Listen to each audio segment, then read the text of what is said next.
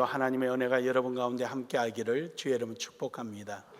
오늘 여기 있는 시편 본문의 59편의 말씀을 여러분들이 좀 더 잘 이해하기 위해서는 이 시편의 성경이 기록되게 되었던 이유가 무언가를 알아야 합니다. 우리가 성경은 이 성경 속에 그 당시에 있었던 문화, 문학, 그리고 그것을 오늘 우리가 문법이라는 과학적으로 접근을 해서 그 성경의 내용을 이해하는 것입니다. 이것은 단순하게 성경을 읽는다고 되는 것이 아니라 이거는 충분하게 준비되어 있고 훈련이 되어 있어야 하는 겁니다. 해서 준비된 목회자가 있는 것입니다. 이단들은 그러지를 못합니다. 이단들은 항상 글자에 나와 있는 그 글자의 내용을 자기 나름대로 해석하고 추석하고 그렇게 해서 사람들 마음을 빼앗아가고 자기 생각을 그 말씀 속에 더딥혀서 표현하기도 합니다. 우선 오늘 여기 있는 이 말씀의 내용을 여러분들이 좀 더 이해를 돕기 위해서 믹담이라는 말이 뭐냐라는 겁니다. 이 믹담이란 말은 우리 속죄란 뜻, 덮다, 영어로 말할 때는 텐트라는 말을 쓰기도 합니다. 이래 덮어둔다, 이제 이런 말이죠. 그리고 나서 이제 여기에 보면은 여러분 서두에 보면은 이렇게 표현되어 있습니다. 알다세스라는 말이 또 되어 있습니다. 알다세스에 맞춘 노래. 알다세스란 말이 무슨 말이냐면요, 나는 죽을 수 없습니다. 나를 도와주십시오. 이런 의미가 있습니다. 이것을 좀 더 소극적으로 표현하니까 나는 죽을 수 없습니다. 나를 도와주십시오. 이런 뜻이고요. 적극적으로 표현하면은 너를 구해주겠다, 너와 함께 하겠다, 이런 의미도 함께 내포되어 있습니다. 그러니까 오늘 여기 있는 이 시편의 말씀은 16편 또 56편에서 59편까지 있는 내용입니다.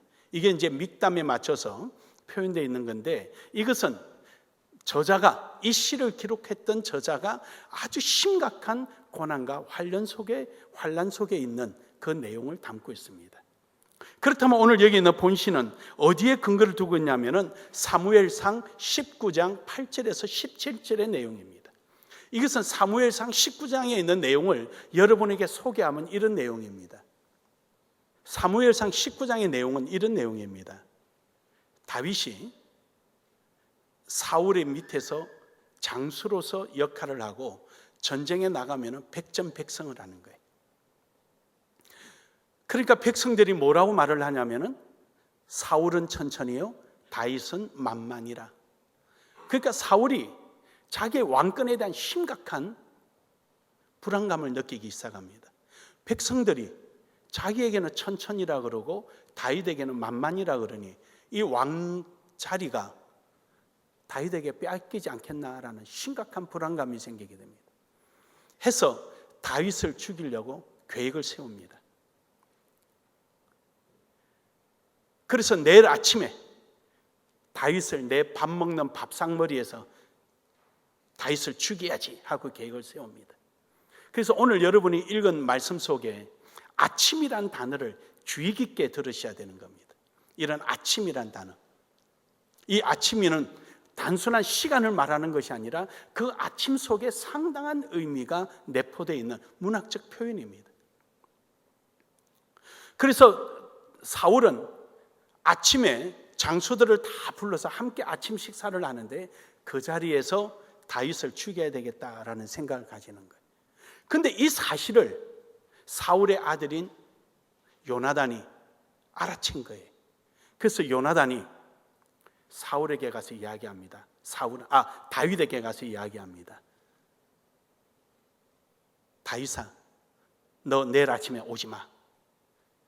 내가 너에게 암호를 가르쳐 줄 테니까 그 암호를 듣고 아침에 참석하든지 아니면 도망을 가든지 해라. 왜냐하면 우리 아버지 사울 왕이 너를 내일 아침에 죽이려고 계획을 다 세우고 있으니 내가 우리 아버지 마음을 떠보고 죽일 계획이 완벽하면 너는 아침에 참석하지 말고 도망을 가라. 그러나 그 문제가 안 되면 내가 너에게 알려줄 테니까 아침에 참석해라. 그렇게 이제 요나단이 다윗에게 알려주는 겁니다. 그래서 이제 그 말을 듣고 사울은 숨어 있습니다. 다윗은 숨어 있습니다. 근데 요나단이 자기 아버지 왕 사울에게 말합니다. 아버지, 다윗처럼 충성한 자가 어디 있습니까? 아버지를 위해서 전쟁터 나가서 목숨을 걸고 전쟁해서 다 이겨서 우리나라를 이렇게 튼튼하게 하는데 왜 무슨 연고로 다윗을 죽이려고 이러십니까? 저에게 말씀 좀 해보십시오 하니까, 야, 내가 시기심 때문에 죽인다, 이 말을 못하잖아요, 사울이. 그리고 결국 사울이 대답 내용이 없으니까, 내가 하나님을 두고 맹세하노니 결단코 다윗을 죽일 일이 없다. 하나님을 두고 맹세하니까 요나단이 다윗에게 연락하는 거예요. 야, 아침에 와라. 그래서 아침에 와서 함께 식사를 하는 거예요. 안 죽었어요. 여러분, 아침을 기억 잘 하시라 그랬어요, 지금. 그렇게 이제 했는데, 그러고 나서 또 전쟁터 나갔습니다. 전쟁에 나가서 블레셋을 또 쳐부수고 대성을 하고 돌아옵니다. 돌아와서 비파를 켜고 있으니까 사울이 그 시기심이 또 일어나서 단창으로 던집니다. 근데 그 던지는 단창에 다윗이 피해서 벽에 단창이 꽂히게 되죠. 그 길로 다윗이 자기 집으로 도망을 갑니다.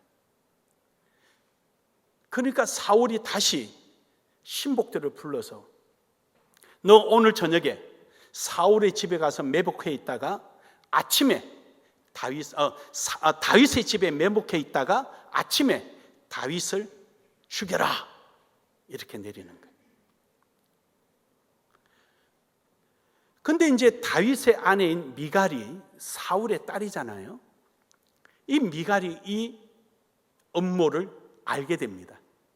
해서 밤사이에 노끈으로 가지고 창문으로 다윗을 피신시킵니다. 그리고 아침이 되자 사울의 매복되어 있던 병사들이 다윗의 집에 쳐들어와서 다윗을 죽이려고 합니다. 그런데 미갈이 침상에다가 우상을 눕히고 염소의 털로 덮어서 마치 다윗이 잠을 자는 양 꾸몄습니다. 그래서 미갈이, 우리 남편이 병들어서 누워있다, 건들지 마라. 그리고 아침이라 그래서요, 아침에 와서 보니까 진짜 병들어 누워있거든요. 그러니까 이제 이 매복조가 가서 왕에게 보고합니다. 병들어서 누워있습니다. 그러면 침상채로 끌고 와라. 다시 와서 침상채로 끌고 가려고 보니까 인형인 거예요. 그러나 이미 다윗은 도망을 가니까, 그래서 하는 말이, 자, 16절 우리 다시 한번 읽을까요? 16절 시작. 나는 주의 힘을 노래하며 아침에 주의 인자하심을 높이 부르오리니 주는 나의 요새이시며 나의 환난 날의 피난처이심이니라. 할렐루야. 이제 이 아침의 의미를 여러분들이 이렇게 깨달으면은 훨씬 더 이 시가 갖고 있는 또 저자의 마음을 느낄 수가 있습니다. 여러분, 다윗 그러면은요, 함께 따라오는 이름이 두 가지가 있습니다. 하나는 요나단, 하나는 사울입니다. 요나단은 다윗을 늘 돕는 자였습니다. 그러나 사울은, 다윗과 사울 그러면은 평생 다윗을 힘들게 했던 사람입니다. 다윗은 이러한 환난과 고난 속에서도 하나님 앞에 늘 감사로 노래를 했습니다. 이처럼 그 많은 환난을 있음에도 불구하고 하나님 앞에 감사할 수 있는 이유가 뭔가? 오늘 여러분과 저는 그 이유를 오늘 본문을 통해서 우리가 깨닫고 우리도 이러한 감사하는 신앙이 되기를 주의 이름으로 축복합니다. 첫 번째로, 믿음은 환난을 통하여 역사한다라는 것입니다. 환난을 감사하는 이유는 우리 속에 믿음이 있기 때문입니다.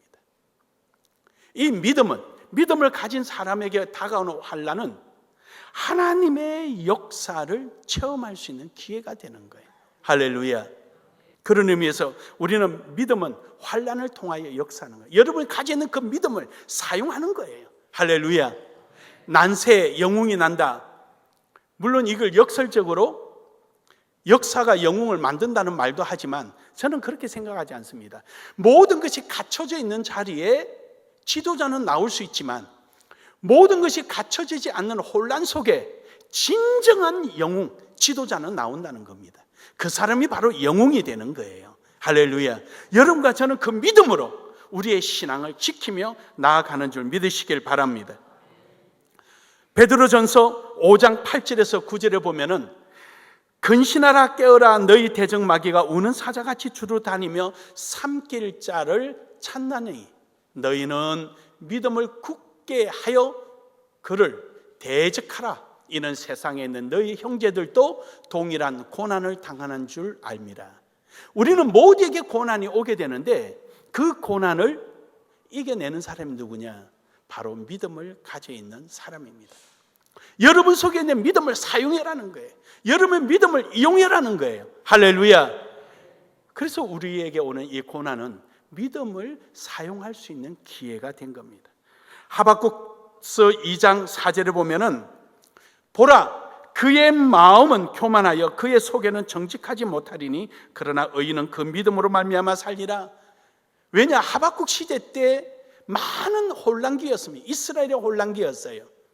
종교 지도자들이나 정치 지도자들이 할 것 없이 그들에게 다가오는 그 환란, 신앙에 대한 많은 도전들을 이들은 믿음으로 이겨내지 못하고 그 환경과 야합해버린 거예요. 야합. 그래서 신앙이 교만해지고 변질되고 하나님을 등지게 되는 거예요. 믿음이 없으니까, 믿음을 드러내지 못하니까. 하지만 그 속에서도 끝까지 환경과 야합하지 않고 그 환경을 이겨내고 환난을 이겨낸 사람이 있는데 누구냐? 믿음을 가진 사람이에요. 할렐루야. 믿음을 가집시다. 믿음을 사용합시다. 여러분이 가지는 그 믿음을 통하여서 이 환난을 능히 이겨나가는 은혜가 있기를 주의 이름으로 축복합니다. 축복합니다. 두 번째로는 환난은 하나님의 능력을 체험하는 기회입니다. 믿음으로 통하여서 환난을, 그 믿음을 역사하지만 그거로 끝나는 것이 아니라 환난은 그 믿음을 통하여 역사되어진 하나님의 능력을 체험하는 기회가 된다 이 말이에요. 여러분의 삶 속에 하나님의 능력을 체험하는 신앙이 되기를 주의 이름으로 축복합니다. 오늘 말씀 15절에서 16절에 보면 그럽니다. 그들은 먹을 것을 찾아 유리하다가 배부름을 얻지 못하면 밤을 새우려니와 나는 주의 힘을 노래하며 아침에 주의 인자심을 높이 부르오리니 주는 나의 요새이시며 나의 환난 날에 피난처 되심이라. 다윗을 죽이려고 밤새도록 숨어서 매복해 있던 자들은 마치 굶주린 개와 같다는 거예요. 이들은 밤새도록 먹을 것을 찾고 다윗을 핍박하기 위해서, 환난을 주기 위해서 기다리고 있었지만, 그러나 그 환난을 통하여서 다윗은 하나님의 은혜를 체험하는 거예요. 할렐루야. 할렐루야. 아침에 하나님의 은혜로 자유한 자가 돼요. 자유함. 그럼요, 여러분, 우리는 우리에게 다가오는 그 환난은 결국은 하나님의 은혜를 체험하는 기회가 됩니다. 오늘 시편 59편 9절에 뭐라고 그럽니까? 9절 말씀에 보면은요, 하나님은 나의 요새이시니 그의 힘으로 말미암아 내가 주를 바라리이다. 하나님은 나의 요새시니 그의 힘으로 말미암아 내가 주를 바란다. 이게 무슨 말입니까? 내게 환난이 없었더라면은 하나님이 나의 요새이신지 하나님이 힘이신지 내가 어떻게 알겠습니까? 내게 환난이 몰려오니까 나의 힘이 되신 하나님을 믿고 의지함으로 말미암아 내가 그 안에서 하나님의 은혜를 체험하게 된다는 것입니다. 할렐루야. 할렐루야. 이것이 바로 하나님께서 우리에게 주시는 거예요. 내게 환난이 오니까 주님을 바라보고, 내게 어려움이 오니까 주의 힘을 의지하게 되고 주의 능력을 의지하는 거 아닙니까? 사랑하는 여러분, 혹시 어려운 일이 있습니까? 힘듦이 있습니까? 그러나 그 환난을 통하여서 하나님의 은혜를 체험하는 기회가 되는 줄 믿으시길 바랍니다. 제가 필리핀에 그때 태풍이 불어서 마닐라에 수십 명이 사상자가 낸 일이 있었는데, 그때 제가 집회를 했습니다. 여러분은 참 축복이다. 필리핀은 태풍이 있어서 복이다. 그러니까 전부 다 금방 태풍 때문에 수십 명이 사상자가 났는데 그 말한 게 눈이 동그란 거예요. 태풍 때문에 사상자가 난 것은 정치적인 문제다. 정치를 잘못해서 저들이 편안한 거주지를 마련해 주지 못해서 일어난 사실이고, 하나님께서 복을 주신 건 태풍이다. 만약에 이 태풍이 없었다면 여러분은 마닐라에서 숨도 쉬지 못한다. 매연 때문에. 하나님이 태풍을 통하여서 이 매연을 다 걷어가니까 여러분들 지금 이래 어깨를 펴고 큰 숨을 들으실 수 있지 않느냐. 그러니까 막 박수를 치는 거예요. 맞다고. 저야 맞는 말만 하니까. 어제 그저께 여러분은 어땠습니까? 하늘이 맑고 가을 날씨고 숨하면 크게 쉬고 싶고, 저는 평소에도 창문을 열고 운전을 안 하는데 어제 그저께는 이틀 동안 창문을 열고 운전을 했습니다. 너무 공기가 맑고 좋아서. 그렇습니다, 여러분. 이런 환난이 지나고 나면은 하나님의 큰 축복이 오는 것입니다. 데살로니가 후서 1장 5절에 보면은 이는 하나님의 공의로운 심판의 표요 너희로 하여금 하나님 나라에 합당한 자로 여기심을 얻게 하려 함이니 그 나라를 위하여 너희가 또한 고난을 받느니라. 우리가 하나님 앞에 서거나 또 많은 사람들에게 인정받는 길은 뭐냐? 믿음을 잃지 않는, 어떤 고난이 오더라도 그 고난을 다 견뎌내는 믿음을 가지고 있으니까 천국에 들어올 만하고 하나님 앞에 인정받을 만한 거예요. 믿음 없는 자는 고난 오면은 믿음 다 갖다 버리는 거예요. 이 믿음이 진짜냐 가짜냐 고난을 받아봐야 아는 거예요. 그래서 여러분, 고난을 통하여서 하나님의 은혜, 약속을 체험하는 거예요. 할렐루야. 믿음을 가지고 있으니까 하나님의 여러 가지 약속을 체험하는 거죠. 그 환난 속에서도 껍질을 벗겨놓고 그 속에 있는 진정한 황금의 복을 누릴 수 있는 거 아닙니까? 고린도후서 4장 15절에 보면은요, 모든 것이 너희를 위하여 하는 것은 많은 사람의 감사로 말미암아 은혜가 더하여 넘쳐서 하나님께 영광을 돌리게 하려 함이니라. 모든 것을 너희를 위하여 하는 것이다. 그렇습니다. 하나님께서 우리에게 주시는 것은, 환난은요, 감사로 고백할 수 있도록 하나님께서 우리에게 주는 환난입니다. 그 환난인 것 같아도 뒤에는 감사입니다. 감사. 아멘. 평소에는 모르는데 그게 감사야. 감사의 이유가 되는 거예요. 로마서 8장 17절에 보면은 자녀이면 또한 후사 곧 하나님의 후사요 그리스도와 함께한 후사니 우리가 그와 함께 영광을 받기 위하여 고난도 함께 어떻게 해요?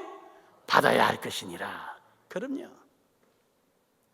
우리는 그 영광을 받기 위해서 고난도 함께 받는 거예요. 예수 그리스도가 우리를 위하여 십자가상에서 온갖 고난을 다 받고 하늘 보좌 우편에 앉으셔서 영광을 받으시는 것은, 여러분과 저도 역시 예수 그리스도를 믿는 것 때문에 사람들로 고난을 받고 멸시도 받고 때로는 죽임도 당하지만 우리는 죽는 것이 아니라 잠시 잠자는 것이요, 고난이 아니라 하나님의 영광을 누리는 약속의 증표가 되는 것입니다.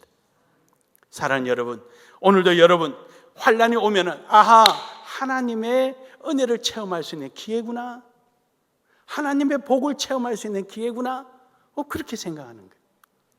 할렐루야. 오늘도 여러분, 그래서 감사의 이유가 있기를 주의 이름으로 축복합니다. 마지막 세 번째로는 하나님의 능력은 사랑의 증거입니다. 여러분이 환난을 감사로 체험하게 될 때 그 체험한 것은 하나님의 사랑의 표징이에요.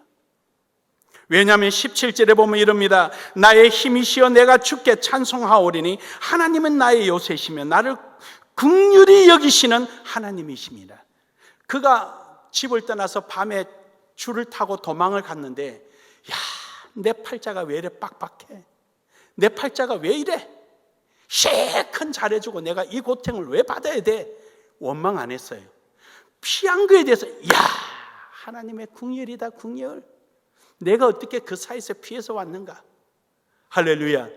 왜 그렇습니까? 요나단이 사울의 아들이요, 미갈이 사울의 딸이요.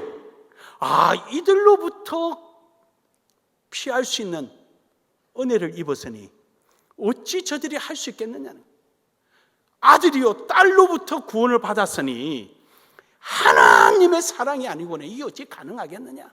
할렐루야. 온 사방이 나를 우격다짐을 하는 이 환경 속에서 하나님의 은혜가 아니고는 내가 어찌 오늘 살 수 있겠느냐. 믿으십니까? 믿으십니까? 우리에게 이러한 하나님의 사랑을 체험할 수 있고 확인할 수 있는 기회가 바로 환난이라는 거예요. 베드로전서 4장 14절에 보면은 너희가 그리스도의 이름으로 욕을 받으면 복이 있는 자로다. 영광의 영 곧 하나님의 영이 너희 위에 계심이라. 할렐루야.